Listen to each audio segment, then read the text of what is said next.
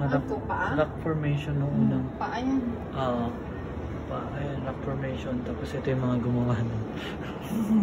Kami yung mga marites dito. So yun, ito na yung part 2 ng ating museum vlog. Guys, sa loob ng museum may malaking bangka na gawa ng mga umanis. I remember before nakatira kami sa Sur kung saan ang lokal doon ay kilala sa paggawa ng malaking bangka. Tuloy kami sa pag-explore. May mga interesting na display dito kagaya ng camel na gawa sa metal sheet at bakal. Meron ding area dito na puro bato. Mga bato na makikita mo lang dito sa Oman.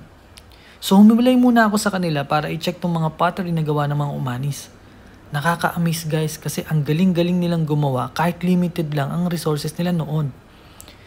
Meron ding mga marites dito. I mean miniature na ship na gawa din ng ating mga kapatid na umanis. Dito naman sa part na ito may mga LED screen na ipinapakita kung saan nagsimula ang bansang Oman. May mga old uniform din dito na isinusuot ng mga lokal noon. Tapos bigla na lang sumingit si Mrs. Picture daw. Syempre, post naman ako.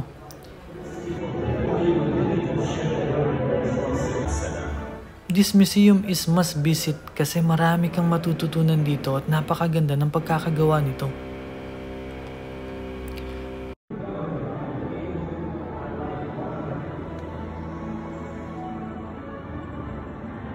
Dito naman ay ang mga uniforms na isinuot ng dating sultan ng Oman.